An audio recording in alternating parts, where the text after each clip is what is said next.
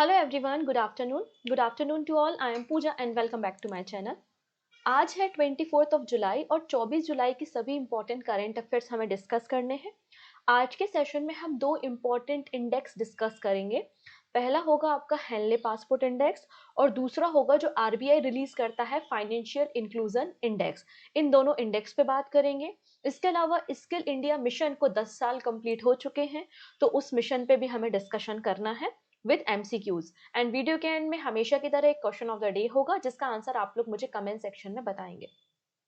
अब आप लोगों की रिक्वेस्ट पे ऑन डिमांड मैंने एक वीडियो बनाया है जिसका नाम है जनवरी से लेकर जून मंथ तक की, मतलब लास्ट 6 मंथ की सभी इंपॉर्टेंट अपॉइंटमेंट्स, जिसमें आपके जो भी important public sector undertaking company है, गवर्नमेंट एजेंसीज हैं, गवर्नमेंट बॉडी है, प्राइवेट ऑर्गेनाइजेशन है, रेगुलेटरी बॉडी है, बैंकिंग सेक्टर्स हैं, जो भी इंपॉर्टेंट अपॉइंटमेंट्स हुए हैं लास्ट 6 मंथ में, वो सब मैंने वहां पे कवर किया है। लगभग 1 आवर का वीडियो है, लेकिन उस 1 घंटे के वीडियो में आपके 6 महीने के सभी इंपॉर्टेंट अपॉइंटमेंट्स कवर हो गए हैं।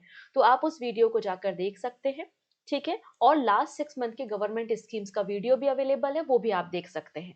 नेक्स्ट वीडियो जो हम आपके साथ शेयर करेंगे वो लास्ट 6 मंथ के इंडेक्स और रिपोर्ट्स होंगी जहां से एग्जाम में प्रश्न पूछे जाते हैं। क्लियर है? तो वो हमारा तीसरा पार्ट होगा। 2 पार्ट ऑलरेडी आपको मिल जाएंगे प्लेलिस्ट में, आप उसे जाकर देख लीजिएगा।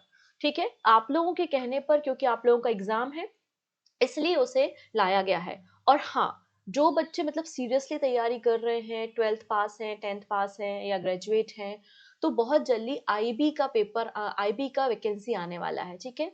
और कुछ दिनों में ऑफिशियल नोटिफिकेशन आ जाएगा। लगभग 5,000 के आसपास आईबी में वैकेंसी है सिक्योरिटी असिस्टेंट की, ठीक है। आईबी में सिक्योरिटी असिस्टेंट की वैकेंसी है, लगभग 5,000 वैकेंसी है। और एरिया वाइज है, मतलब स्टेट वाइज वैकेंसी है। आपको अपने राज्य का डोमिसाइल होना चाहिए, राज्य की भाषा आना चाहिए और 10वीं पास होना चाहिए। तो बहुत अच्छा ये सेंट्रल गवर्नमेंट की जॉब है और सैलरी भी इसकी काफ़ी अच्छी है। जैसे ही ऑफिशियल नोटिस नोटिस आएगा, नोटिफिकेशन आएगा, आप इस फॉर्म को ज़रूर से भरिएगा। बिल्कुल जैसे कि आपका एसएससी एग्जाम होता है ना, tier 1 tier 2 and personal interview, उसी प्रकार से ये भी एग्जाम्स होते हैं। और आपका जो टीयर 1 होता है वो सिमिलर वैसे ही होता है। आपका रीजनिंग आएगा, इंग्लिश आएगा, मैथ्स और एप्टीट्यूड वगैरह जो होते हैं, जनरल अवेयरनेस होते हैं, मतलब 4 जो पोर्शंस होते हैं वही आएँगे। हाँ, इसमें जनरल अवेयरनेस का जो वेटेज होता है वो ज़्यादा होता है। जनरल अवेयरनेस जो है वो 40 नंबर की आती है और बाकी इंग्लिश 20 की, 20 की मैथ्स और 20 की आपको रीजनिंग देखने को मिल जाएगी। तो आप इस फॉर्म को भर सकते हैं। ये टियर 1 का पैटर्न होता है और टियर 2 जो है वो 50 नंबर का डिस्क्रिप्टिव है, उसके बाद पर्सनल इंटरव्यू। तो सिमिलर अगर आप एसएससी की प्रिपरेशन कर रहे हैं तो वैसा ही सिलेबस सेम टू सेम आपको आईबी का देखने को मिलेगा। तो अलग से कोई बहुत ज़्यादा तामझाम नहीं करना है, बहुत अलग से कोई प्रिपरेशन नहीं करनी है। इसलिए वो सभी एस्पिरेंट जो एसएससी का फॉर्म भर रहे हैं, सीएचएसएल एमटीएस का फॉर्म भर रहे हैं, वो आईबी का फॉर्म भी ज़रूर भर लेना। इससे क्या होता है, प्रैक्टिस होती है, पता चलता है भाई कितने गहरे पानी में है, कितना करंट अफेयर्स याद है, कितने मैथ्स के क्वेश्चन सॉल्व कर पा रहे हो। ठीक है जी, चलो स्टार्ट कर लेते हैं 24 जुलाई के सभी इंपॉर्टेंट करंट अफेयर्स। हाँ जी, वीडियो के एंड में क्वेश्चन ऑफ द डे है, आंसर कमेंट सेक्शन में बताना है एंड पीडीएफ आपको टेलीग्राम से मिल जाएगी। टेलीग्राम की लिंक डिस्क्रिप्शन में अवेलेबल है। तो स्टार्ट कर लेते हैं with Henley passport index. Henley passport index एक पॉपुलर पासपोर्ट रैंकिंग है जो बताता है कि किस देश का पासपोर्ट कितना स्ट्रांग है, मतलब किस देश के पासपोर्ट होल्डर को कितनी कंट्रीज में वीजा फ्री एक्सेस है। ठीक है जी। और ये जो डेटा कलेक्ट किया जाता है वो इंटरनेशनल एयर ट्रांसपोर्ट एसोसिएशन की मदद से डेटा को कलेक्ट करके हेनले एंड पार्टनर्स के द्वारा हेनले पासपोर्ट इंडेक्स को रिलीज किया जाता है। तो 2025 का हेनले पासपोर्ट इंडेक्स आ चुका है। इसमें भारत की रैंकिंग प्रीवियस ईयर के कंपैरिजन में इंक्रीज हुई है।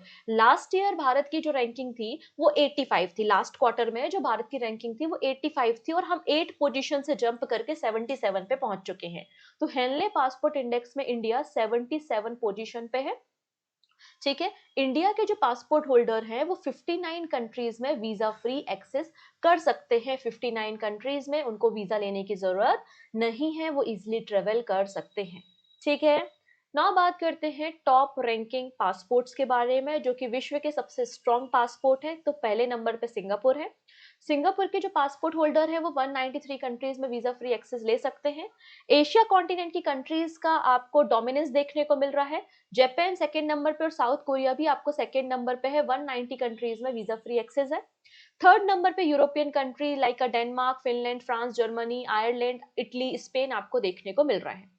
अब भारत की जो रैंकिंग है 77 नंबर की, वो कुछ और कंट्रीज के द्वारा शेयर की जा रही है, जैसे कि सेनेगल, आइवरी कोस्ट या फिर आपका आइवरी कोस्ट और बुर्किना फेसो। तो ये आपकी 59 कंट्रीज में वीजा फ्री एक्सेस देते हैं। नाउ बात करते हैं बॉटम कंट्रीज के बारे में। तो बॉटम पे आपको मिल जाएगा अफगानिस्तान। अफगानिस्तान 99 पोजीशन पर, केवल 25 कंट्रीज में ही इसको वीजा फ्री एक्सेस है। अफगानिस्तान के ऊपर आपको सीरिया और सीरिया के ऊपर आपको इराक देखने को मिल जाएगा। तो ये पासपोर्ट इंडेक्स के बारे में, हेनले पासपोर्ट इंडेक्स के बारे में सारी इंफॉर्मेशन है, जितनी एग्जाम में पूछी जाती है उतनी आपके लिए काफी है। ठीक है जी। लास्ट टाइम इंडिया को 57 कंट्रीज में वीजा फ्री एक्सेस था और अब 59 कंट्रीज में है। मतलब 2 कंट्री एड ऑन हुई है, वो है फिलीपींस और श्रीलंका। ठीक है, चाहो तो इस पॉइंट को भी, एक्स्ट्रा पॉइंट को आप याद रख सकते हो। चलो अगली कहानी को हम समझ लेते हैं, अशोक पिलर के बारे में। तो कुछ दिन पहले मैंने एक शॉर्ट वीडियो बनाया था, एक शॉर्ट बनाया था जिसमें मैंने बताया था कि 6 नई इंडिया की साइट को यूनेस्को की टेंटेटिव लिस्ट में शामिल किया है, जिसके साथ भारत में 62 साइट्स हो चुकी हैं जो यूनेस्को की टेंटेटिव लिस्ट में शामिल हैं। उसमें मैंने आपके साथ एक साइट डिस्कस की थी और मैंने कहा था कि अशोक के जो पिलर इंस्क्रिप्शन है, जो अलग अलग राज्यों, यूपी में, बिहार में, ठीक है, अलग अलग दिल्ली में फैले हुए हैं, इन सबको भी यूनेस्को की वर्ल्ड हेरिटेज लिस्ट की टेंटेटिव लिस्ट में शामिल किया गया है। अब यहाँ पर हम सभी को पता है, सम्राट अशोक जो हुए थे, उन्होंने इन पिलर्स को बनवाया था। इसमें कुछ इंस्क्रिप्शंस भी लिखे हुए थे जो कि ब्राह्मी, खरोष्टी, अरमाइक और ग्रीक भाषाओं में लिखे थे, जो धम्म के बारे में, बुद्धिस्ट आइडियोलॉजी के बारे में बताते थे। अलग अलग लोकेशन पे आपको बलुआ पत्थर से बने हुए ये पिलर्स देखने को मिलते हैं। तो सम्राट अशोक ने श्रीलंका में भी बौद्ध धर्म का प्रचार किया था, धम्म की नीति का प्रचार किया था। तो भारत और श्रीलंका के जो रिलेशंस है वो बहुत पुराने हैं। इन रिलेशंस को और भी ज्यादा स्ट्रॉन्ग करने के लिए अशोक पिलर की एक कॉपी अनवील की गई है। अशोक पिलर की कॉपी को अनवील किया गया है बसका दुआ, श्रीलंका में। बसका दुआ श्रीलंका में श्री सुबूति बिहार एक रिलीजियस साइट है, बुद्धिस्ट साइट है। वहां पे अशोक पिलर की कॉपी को अनवील करने का काम यहाँ पर किया है। बात समझ में आ गई है? चलो नेक्स्ट कहानी को समझते हैं। बिहार एट्स booth, become the first to cap voter below 1200 per booth. अब आप लोग कभी ना कभी 18 साल के तो हो ही गए होंगे, और कभी ना कभी आप, हो सकता है आप में से कई सारे लोगों ने जाके वोटिंग में पार्टिसिपेट किया हो। तो वोट देने हम कहाँ जाते हैं? किसी बूथिंग स्टेशन में जाते हैं। वहां बूथ पे एक लंबी सी लाइन लगी होती है और वहां पर जाके आप अपने मशीन के जरिए वोट करते हैं। तो यहाँ पर इलेक्शन कमीशन ऑफ इंडिया ने कहा था कि अभी भारत में ये जो पोलिंग स्टेशन है, ये जो बूथ है, इनकी कैपेसिटी कितनी है? मतलब यहाँ पे 1500 लोग आ रहे हैं हर एक बूथ पे वोट डालने के लिए, वोट को कास्ट करने के लिए, जिसके कारण क्राउड बहुत ज्यादा हो जाता है, मैनेजमेंट इशू आता है, तो उसको हम रिड्यूस करेंगे। और इलेक्शन कमीशन ऑफ इंडिया ने कहा था कि सभी राज्य कोशिश करेंगे कि ज्यादा से ज्यादा पोलिंग स्टेशन बनाए अपकमिंग इलेक्शंस में, और ये जो 1500 का है, ये इसको क्या कर दिया जाए, 1200 कर दिया जाए। मतलब पर बूथ पर 1200 लोग ही जाके वोट को कास्ट करेंगे। और इसे अचीव किया है किसने? बिहार ने। ठीक है। So Bihar has become the first state in India to have a polling booth with fewer than 1200 voters following the election commission of india decision to increase the number of polling station in the state। तो 1500 से reduce करके 1200 आपको देखने को मिल जाएगा। ठीक है, इससे क्या होगा? इससे ओवर क्राउडिंग जो होती है बूथ पे, वो रिड्यूस हो जाएगी और मैनेजमेंट में आसानी होगी। ठीक है, इलेक्शन कमीशन ऑफ इंडिया ने बिहार में पहले 77,895 पोलिंग स्टेशन थे, इनकी संख्या बढ़ के 90,000 कर दी है। लगभग 12,000 नए बूथ यहाँ पे तैयार किए गए हैं। अब यहाँ पे अंडर द आर्टिकल 324 हमारे कॉन्स्टिट्यूशन का, संविधान का जो अनुच्छेद 324 है, जिसमें इलेक्शन कमीशन ऑफ इंडिया के बारे में बात की गई है। इलेक्शन कमीशन ऑफ इंडिया ही एक सोल अथॉरिटी है जो कि वोटिंग लिस्ट को प्रिपेयर करती है, चाहे वो प्रेसिडेंट के इलेक्शंस हो, वाइस प्रेसिडेंट के, विधानसभा के, पार्लियामेंट के इलेक्शंस हो। तो वोटिंग लिस्ट को तैयार करने की रिस्पॉन्सिबिलिटी अंडर द आर्टिकल 327 आपको इलेक्शन कमीशन ऑफ इंडिया को देखने को मिल जाएगी। ओके है जी। चलो अगली कहानी को समझ लेते हैं। अगले पर्सन है जिनका नाम है रतन थय्यम। रतन थय्यम जी मणिपुर से बिलोंग करते थे and he passed away recently. तो रतन थय्यम फ्रॉम मणिपुर, ठीक है, ये पद्मश्री अवार्डी हैं। इन्होंने काफी ज्यादा थिएटर में काम किया है। इसके अलावा नेशनल स्कूल ऑफ ड्रामा जो है ना, उसके डायरेक्टर के रूप में भी काम किया है। और मणिपुर में जो root theatre theatre of root movement है, इसकी शुरुआत भी रतन थय्यम ने की थी। इन्हें कई सारे प्रेस्टिजियस अवार्ड मिल चुके हैं, जैसे कि पद्मश्री अवार्ड मिला था 1989 में, संगीत नाटक अकादमी अवार्ड मिला था फॉर डायरेक्शन 1987 में। संगीत नाटक अकादमी फेलोशिप भी मिल चुकी है 2012 में। कालिदास सम्मान 2005 में मिला था। इसके अलावा जो नेशनल स्कूल ऑफ ड्रामा है, इसके चेयरमैन एंड डायरेक्टर रहे हैं। डायरेक्टर रहे 1987 से 1988 के बीच में और चेयरमैन रहे 2013 से 2017 के बीच में। तो याद रखना है रतन थय्यम के बारे में, ये किस फील्ड से संबंधित थे, मणिपुर से बिलोंग करते थे और इनका निधन हो गया है। नेक्स्ट है Arunachal Pradesh to host India's first fully indigenous 50 kilowatt geothermal plant.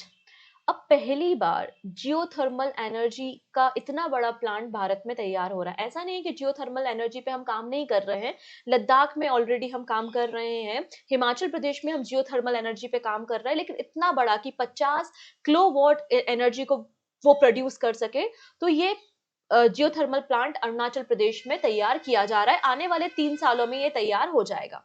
So India's first 50 kilowatt geothermal power plant utilising fully indigenously developed technology, इसको तवांग डिस्ट्रिक्ट ऑफ अरुणाचल प्रदेश में तैयार किया जा रहा है। इसमें 50 किलोवाट जियोथर्मल पावर प्लांट है जो कि अर्थ की इंटरनल एनर्जी का इस्तेमाल करेगा और इलेक्ट्रिसिटी को प्रोड्यूस करेगा। ठीक है, इसका अनाउंसमेंट किसने किया है? रूपांकर राजखोबा। रूपांकर राजखोबा जो कि चीफ है centre of earth science and Himalayan study के, इन्होंने ये अनाउंसमेंट किया है। ये जो प्लांट सेटअप किया जा रहा है, ये centre for earth science and Himalayan study, और इसके लिए Shri Ram institute for industrial research के साथ कोलैबोरेशन हुआ है। और भारत का पहला इंडिजीनियसली डेवलप 50 किलोवाट का thermal geothermal power energy plant को तवांग डिस्ट्रिक्ट ऑफ अरुणाचल प्रदेश में स्टेब्लिश किया जाएगा आने वाले 3 सालों में। इसका खर्चा लगभग 10 करोड़ बताया जा रहा है। इसको जो फंडिंग मिलेगी वो department of science and technology के द्वारा ये फंडिंग दी जाएगी। ये जो जियोथर्मल प्लांट है, इसको मागो, तिंगबू एंड दामतेंग तमांग डिस्ट्रिक्ट में इसको स्टैब्लिश किया जाएगा, जिससे लगभग 5,000 लोगों को फायदा होगा। अब यहाँ पे जो जियोलॉजिकल सर्वे ऑफ इंडिया है, उसने जियोथर्मल एटलस ऑफ इंडिया जारी किया था और इन्होंने कहा था कि हमारे देश में पोटेंशियल है कि हम 10,600 मेगावाट जियोथर्मल एनर्जी का इस्तेमाल कर सकते हैं और हमारे पास 381 पोटेंशियल साइट्स है। ये किसने कहा है? जियोथर्मल एटलस ऑफ इंडिया जब पब्लिश हुआ था। तो अभी हम 50 किलोवाट का प्लांट स्टेब्लिश कर रहे हैं। अगर हम जियोथर्मल एनर्जी के बारे में बात करते हैं तो हमें सबको पता है कि हमारी जो अर्थ है या हम जिस पे रहते हैं उस पे, आप किस पे रह रहे हो? टेक्टोनिक प्लेट्स पे रह रहे हो, राइट? प्लेट्स पे ही तो आप रहते हैं। जब इन प्लेट्स में मूवमेंट होता है, फ्रिक्शन होता है, तो फ्रिक्शन के कारण हीट जनरेट होती है, गर्मी उत्पन्न होती है, तो अंदर जो रॉक्स वगैरह है वो मैग्मा में कन्वर्ट होता है। तो अंदर की जो एनर्जी है जो कि गैस के फॉर्म में या फिर हॉट वाटर के फॉर्म में बाहर आ रही है, इसी स्टीम का इस्तेमाल या हॉट वाटर का इस्तेमाल हम टरबाइन को रोटेट करने में करते हैं। और जब टरबाइन घूमती है तो हम सभी को पता है इलेक्ट्रिसिटी को प्रोड्यूस होती है। इसे ही हम जियोथर्मल एनर्जी कहते हैं, जो पृथ्वी के अंदर से हमें मिल रही है, जो पृथ्वी की इंटरनल एनर्जी है in the form of steam, in the form of hot water. ठीक है, the energy beneath the earth surface reaching up to the magma in rocks and fluid is called the geothermal energy. इसका इस्तेमाल electricity को produce करने में किया जाता है। इसमें स्टीम और हॉट वाटर जो अंडरग्राउंड रिजर्व्स हैं वो टरबाइन को ड्राइव करते हैं और इलेक्ट्रिसिटी प्रोड्यूस होती है। यूएसए, अमेरिका जो है, उसके पास सबसे ज्यादा जियोथर्मल एनर्जी का पोटेंशियल है और पहला जियोथर्मल प्लांट जो है वो 1904 में इटली में एस्टेब्लिश किया गया था। अब यहाँ से क्वेश्चन आपको देखने को मिल सकते हैं कि भारत की कुछ इंपॉर्टेंट जियोथर्मल साइट है, जैसे कि पूगा लद्दाख में है, ताता पानी, तो ताता पानी जियोथर्मल साइट कहाँ पर है? आंसर हो जाएगा छत्तीसगढ़ में है। प्राणहिता एंड गोदावरी बेसिन तेलंगाना में है। मणिकरण, यहाँ पर रिसेंटली मैं विजिट करने गई थी, हिमाचल प्रदेश में है। आप लोग ने कई सारी रील्स देखी होंगी कि वो पॉट्स में चावल रख के इसमें मतलब कुक करते हैं क्योंकि हॉट वाटर निकल रहा है, राइट? तो हिमाचल प्रदेश में है। नेक्स्ट बात करते हैं बकरेश्वर वेस्ट बंगाल में, तूबा गुजरात में है, उनाई एंड जलगांव महाराष्ट्र में है, राजगीर एंड मुंगेर आपको बिहार में जियोथर्मल साइट्स देखने को मिल जाएंगे। यहाँ से मैच द कॉलम एग्जाम में हो सकता है आपको मिल जाए, तो थोड़ा सा देख लीजिएगा। ठीक है, पीडीएफ तो आपको मिल ही जाएगी टेलीग्राम से, तो पढ़ लीजिएगा एक बार, अदरवाइज स्क्रीनशॉट ले सकते हैं। नेक्स्ट बात करते हैं अब लोकसभा। देखो मॉनसून सेशन शुरू हो चुका है। लोकसभा में अलग अलग जो मंत्रालय हैं अपने अपने मिनिस्ट्री के बारे में क्या काम कर रहे हैं, क्या अचीवमेंट हुआ है, क्या प्रोग्रेस है, वो सारी बातें करते हैं। तो कुछ इंपॉर्टेंट बातें हमें जाननी पड़ती हैं एग्जाम पॉइंट ऑफ व्यू से, करेक्ट है? तो यहाँ पर लोकसभा में मिनिस्ट्री ऑफ फाइनेंस ने कुछ डेटा पब्लिश किया है। इन्होंने कहा है कि Orissa, Karnataka, Telangana and Tamil Nadu have nearly double their per capita income between 2015 to 2025। तो पिछले 10 सालों में 2015 से 2025 के बीच में पिछले 10 सालों में उड़ीसा, कर्नाटका, तेलंगाना एंड तमिलनाडु के जो लोग हैं उनकी पर कैपिटा इनकम डबल हो गई है। यहाँ पर मिनिस्ट्री ऑफ फाइनेंस ने लोकसभा में डेटा को प्रेजेंट करते हुए कहा कि अभी भी डिस्पैरिटी बहुत ज्यादा है, डिफरेंस बहुत ज्यादा है नॉर्थ और साउथ के बीच में। जिस तरीके से साउथ के स्टेट्स के जो लोग हैं उनका पर कैपिटा इनकम डबल हो रहा है या इंक्रीज हो रहा है, उतना इम्पैक्ट आपको नॉर्थ में देखने को नहीं मिल रहा है। So Karnataka has emerge as the state with highest per capita income. तो कर्नाटका के जो लोग हैं उनका पर कैपिटा इनकम भारत में सबसे ज्यादा है। 2024-25 में 2 लाख से ज्यादा ये थ्रेशोल्ड क्रॉस कर चुका है according to the ministry of finance data which is presented in Lok Sabha. ठीक है, यहाँ पे बोला है कि 2014-15 में कर्नाटका राज्य का जो पर कैपिटा इनकम था वो लगभग 1 लाख रुपए था, और अब पर कैपिटा इनकम 2024-25 में 2,04,000 के आसपास पहुंच चुका है। परसेंटेज वाइज 93.6% की ग्रोथ आपको देखने को मिल रही है। ठीक है जी, इतनी चीजें। सेकंड नंबर पे तमिलनाडु है। तमिलनाडु राज्य का लोगों का जो पर कैपिटा इनकम है वो 1,96,000 आपको देखने को मिल जाएगा। ये तो हमने बात कर ली in the terms of rupees कि कर्नाटका का सबसे ज्यादा है, फिर तेलंगाना का, सॉरी तमिलनाडु का है। नाउ बात करते हैं in the terms of percentage. तो in the terms of percentage Orissa के लोगों का पर कैपिटा इनकम सबसे ज्यादा है। कितना ग्रोथ हुआ है पिछले 10 सालों में? 96.7% ग्रोथ हुआ है। तो ग्रोथ वाइज सबसे ज्यादा कहां पर हुआ है? उड़ीसा में, विच इज 96.7%। सेकेंड नंबर पे कर्नाटका है, इट इज 93.6%। क्लियर है? नाउ बात करते हैं इंडिया का नेशनल पर कैपिटा इनकम के बारे में। तो 2024-25 में अगर पूरे भारत के सभी राज्यों का एवरेज निकालें तो नेशनल पर कैपिटा इनकम 57% इंक्रीज हुआ है। 2014-15 में ये 72,000 था, 2024-25 में 1,14,000 आपको देखने को मिल रहा है। नाउ बात करते हैं ईयर ऑन ईयर ग्रोथ के बारे में। मतलब अभी हमने 2015 और 2025 10 साल का जो है डेटा कंपेयर किया ना, ईयर ऑन ईयर ग्रोथ के बारे में। मतलब 2023-24 का डेटा 2024-25 से हम कंपेयर करते हैं तो ईयर ऑन ईयर 6.6% की ग्रोथ आपको देखने को मिल रही है। 2023-24 में जो पर कैपिटा इनकम था नेशनल लेवल पे वो 1,91,000, sorry, year on year growth जो है वो 6.6% है। कर्नाटका राज्य में 191 था, 2.04 हो चुका है। Highest annual growth rate record की गई है मिजोरम में। ईयर ऑन ईयर ग्रोथ की बात हो रही है, ये एक ईयर ऑन ईयर ग्रोथ है। हमने जो डिकेड ग्रोथ देखी थी, डिकेड ग्रोथ में टॉप पर कौन है? डिकेड ग्रोथ पे टॉप पर उड़ीसा है, उसके बाद कर्नाटका है। ईयर ऑन ईयर ग्रोथ पे टॉप पर आपको मिजोरम देखने को मिलेगा, 125% ग्रोथ है। गुजरात 90, गोवा 89, कर्नाटका 88 है। अगर वेस्ट बंगाल देखो 51 है, महाराष्ट्र 53 है। तो आप देख सकते हो कि किस तरीके से अभी भी बहुत ज्यादा डिफरेंस आपको देखने को मिल जाएगा। ठीक है, इतनी चीजें। चलो अगली कहानी को समझ लेते हैं। स्किल इंडिया मिशन के रिसेंटली 10 इयर्स कंप्लीट हो चुके हैं। तो आइए इस मिशन के बारे में थोड़ी सी बातें करते हैं। स्किल इंडिया मिशन जो है वो 2015 का इनिशिएटिव है। 2015 में इसे ministry of skill development and entrepreneurship ने लॉन्च किया था। इस स्कीम के अंदर अभी तक रूरल एरिया में जो रूरल वीमेंस हैं, रूरल यूथ हैं, लगभग 2.27 करोड़ लोगों को इसका फायदा मिला है। स्किल इंडिया प्रोग्राम के अंदर जो स्किल कोर्सेज होते हैं, जैसे कि मशीन कैसे रन करनी है, सोलर पैनल्स को कैसे रन करना है, एआई टेक्नोलॉजी और अलग अलग जो टेक्नोलॉजी आजकल मार्केट में चल रही हैं इंडस्ट्री के अकॉर्डिंगली, तो वो कोर्सेज प्रोवाइड किए जाते हैं under the skill India programme. All the courses and certification under the Skill India program are aligned with the National Skill Qualification Framework, जो कि इंडस्ट्री की डिमांड के लिए अवेलेबल होते हैं, जिससे एक एम्प्लॉयमेंट अपॉर्चुनिटी जनरेट होती है। अब स्किल इंडिया जो मिशन है वो एक अम्ब्रेला मिशन है, और उस अम्ब्रेला मिशन के अंदर छोटी छोटी कई सारी स्कीम्स रन होती हैं, जैसे कि प्रधानमंत्री कौशल विकास योजना। ये एक शॉर्ट टर्म ट्रेनिंग प्रोग्राम आपको प्रोवाइड करता है आपकी रीस्किलिंग या फिर अप स्किलिंग के लिए। इसमें इमर्जिंग टेक्नोलॉजी जैसे कि AI, 5G, cyber security, green hydrogen, drone technology के बारे में आपको ट्रेनिंग प्रोवाइड की जाती है। ठीक है, इसका पर्पस क्या होता है? ट्रेनिंग के बाद आपको जॉब क्रिएट करना, जॉब अपॉर्चुनिटी प्रोवाइड करना। ठीक है, और इसके टारगेट बेनिफिशियरी 15 से लेकर 59 साल के लोग होते हैं। फिर होती है प्रधानमंत्री नेशनल अप्रेंटिसशिप प्रमोशन स्कीम, इसके अंदर भी ट्रेनिंग प्रोवाइड की जाती है अक्रॉस द इंडस्ट्री, और यहाँ पे 25% स्टाइफिन प्रोवाइड किया जाता है through the direct benefit transfer. इसमें भी ब्लॉकचेन, ग्रीन एनर्जी जैसे मुद्दों पे, टॉपिक्स पे ट्रेनिंग दी जाती है, और इसके लिए बेनिफिशियरी 14 से लेकर 35 साल के लोग होते हैं। तो इस तरीके से कई सारी स्कीम के माध्यम से स्किल इंडिया प्रोग्राम को रन किया जाता है। रिसेंटली 10 साल इसके पूरे हो चुके हैं।